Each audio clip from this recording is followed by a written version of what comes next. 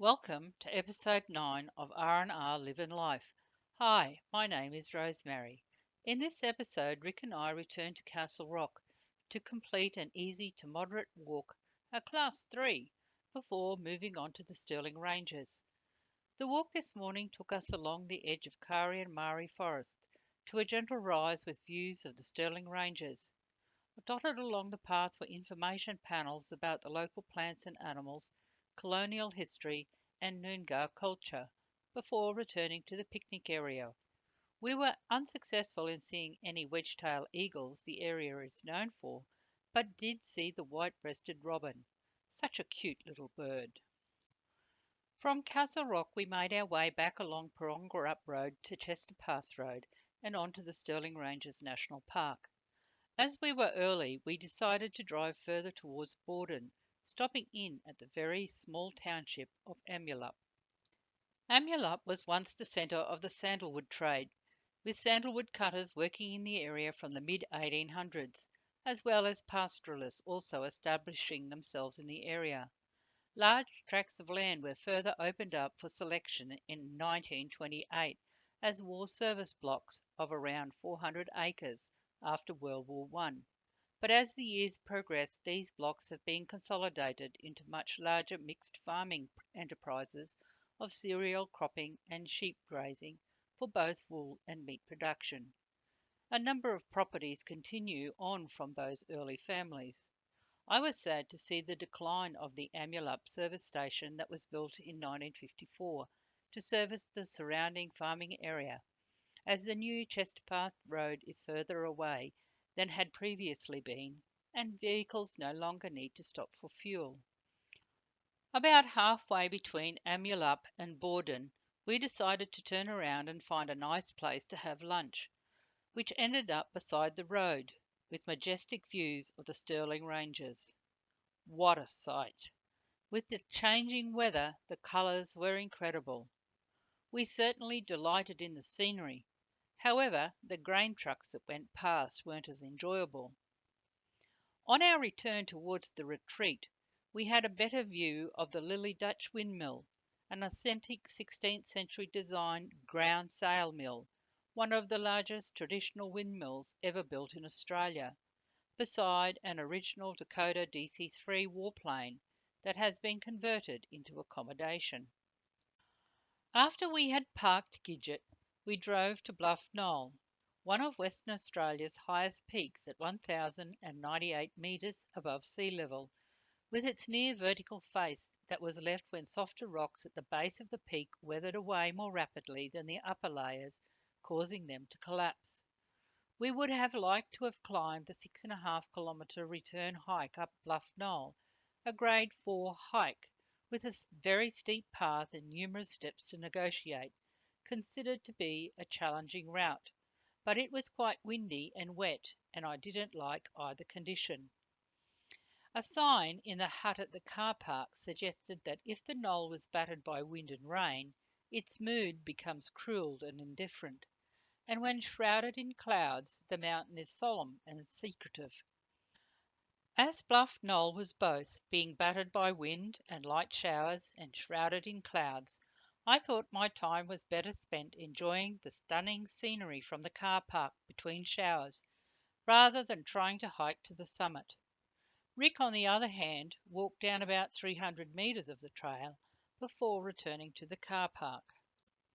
The Stirling Range stretches east to west for more than 65 kilometres, with an area of 1,159 square kilometres.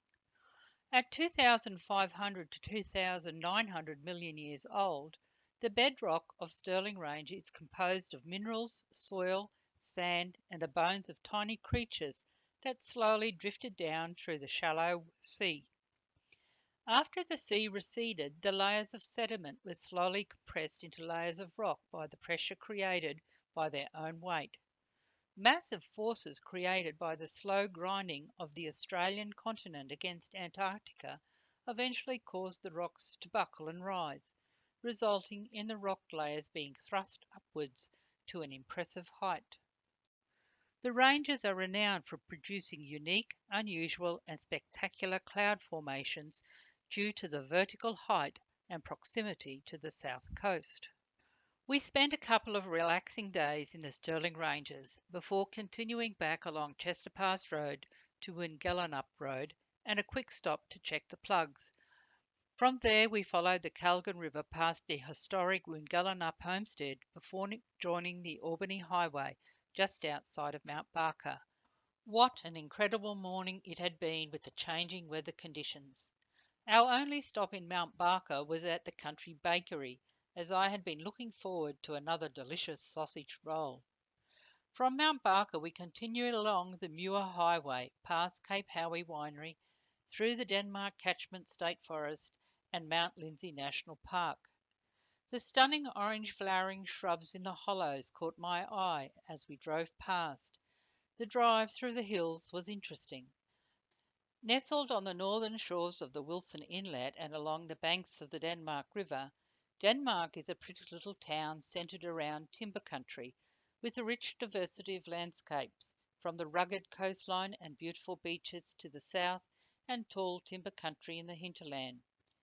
We continued along the South Coast Highway, past a number of attractions, some not open, before reaching Coal Mine Beach just outside of Walpole, an ideal location for us to explore this incredible region.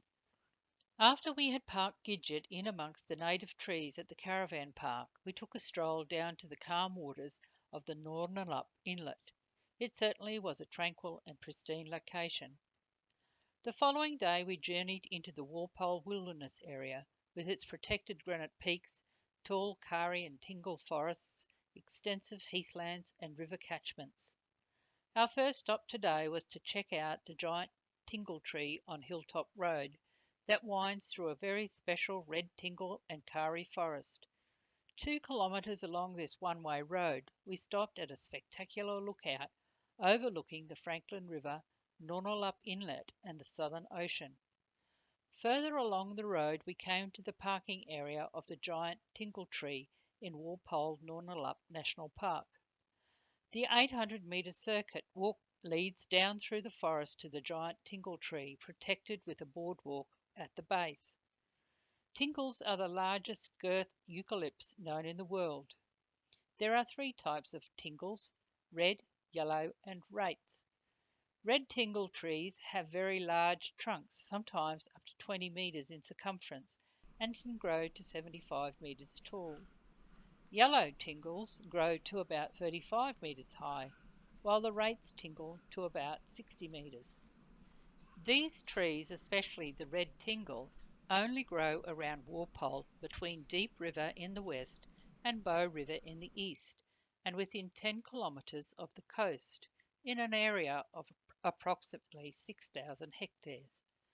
Red tingle trees can grow to over 400 years, with some of the trees we saw on our walk over 300 years old.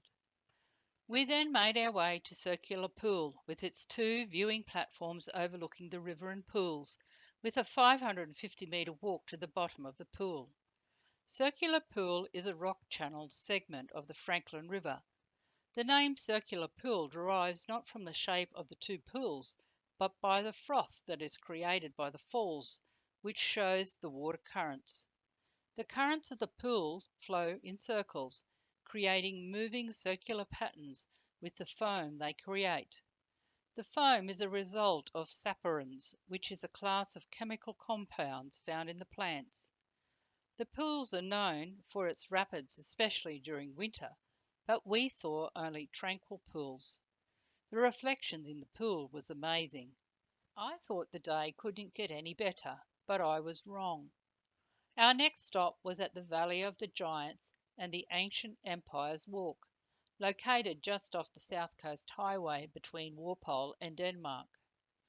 We walked among the ancient red and yellow tingle trees on an impressive steel architecturally designed pathway that is a series of lightweight steel trusses built on steel pylons to form a circuit 420 metres long, which took us gradually into the giant forest canopy over a deep red tingle gully about 40 metres below.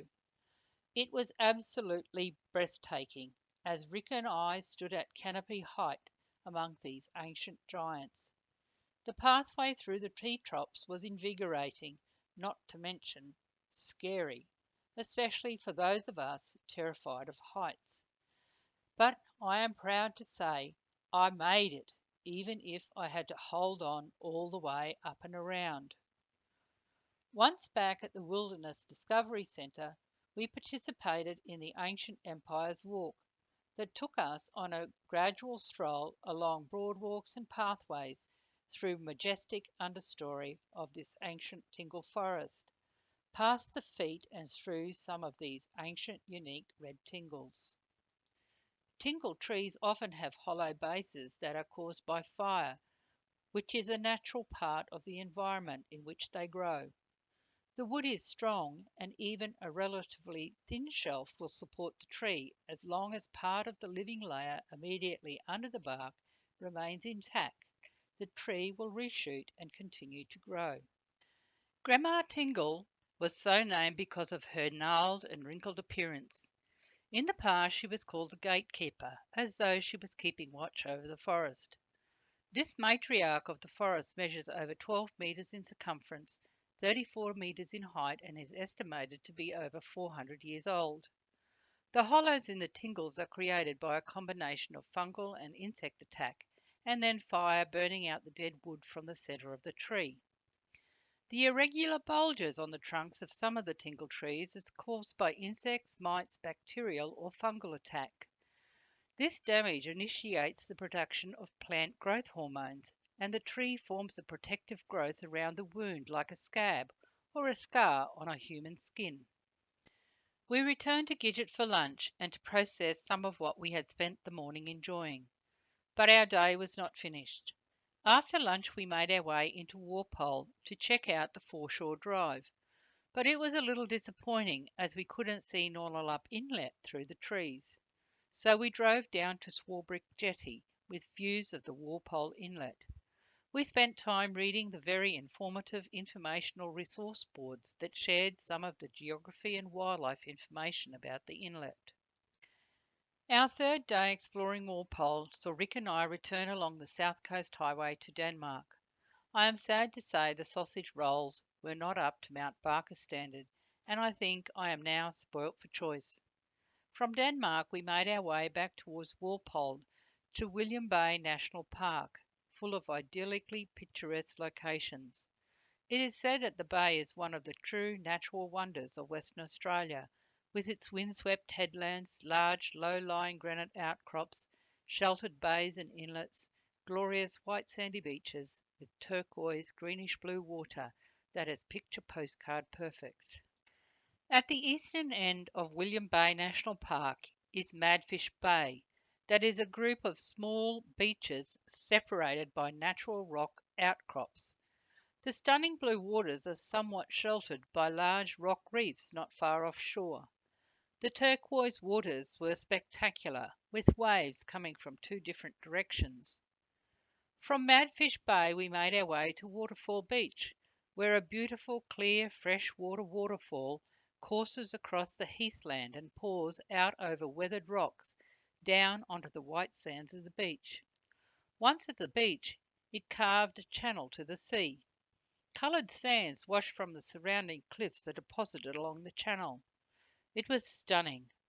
I am not sure if we would be able to top this beach, but how wrong I was. Our next stop was at the magical and exquisitely beautiful Green Pools, with its large boulders, green turquoise water, and pristine white sandy beach that is almost completely sheltered from the waves of the Great Southern Ocean by the round rock boulders that protect the area. At the far western end of Green Pools are several large rock formations as the reef begins to disappear and open up onto Mazzoleti Beach, a 5 kilometre beach stretching towards Parry Beach, many, many kilometres to the west. We were not finished yet, so off to another car park before taking a short but captivating walking trail from the car park that leads to a lookout that unveils the majestic Elephant Rocks. As its name suggests, Elephant Rocks looks exactly like a herd of elephants paddling in the shallow waters. These huge cracked oval boulders make a stunning sight as they gaze out upon the great Southern Ocean. Rick and I did not venture down to Elephant Cove, that could be accessed via a staircase which descends between the rocks and ends in a beach crevasse. Back in the boat, this time we made our way to Peaceful Bay between Denmark and Walpole, at the western end of William Bay National Park. Peaceful Bay on the edge of the Southern Ocean was once the large coastal grazing lease used by landowners from the Warren and Cranbrook areas as summer grazing for their cattle. In the early days, settlers would travel by horse and cart to Peaceful Bay, a favourite picnic destination used for a break from farm chores. Peaceful Bay is on the eastern side of a headland, though technically the bay, with its long sandy beach, runs for miles and is split by the Irwin Inlet as it enters the ocean. Seagulls were enjoying the seagrass washed up on the beach. We still had one more spot to visit today, Conspicuous Cliffs, with its prominent spectacular limestone cliffs that stand high above the surrounding heathland.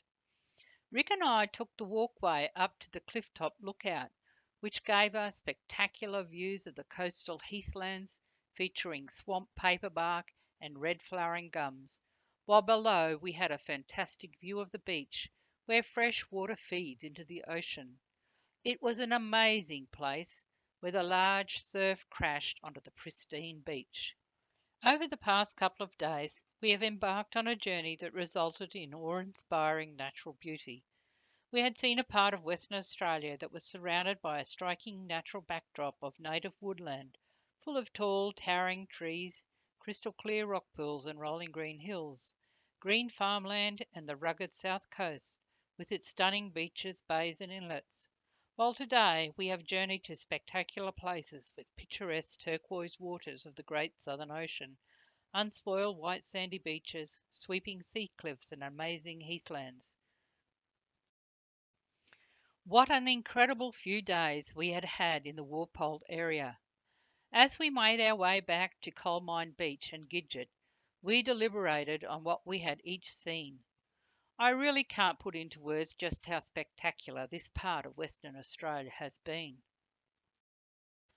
Thank you for watching this episode. I hope you have enjoyed it. Give us a thumbs up if you have. Join us next time as we continue making our way further west. Take care and stay safe. Cheers for now. Rick and Rosemary. R&R, living life.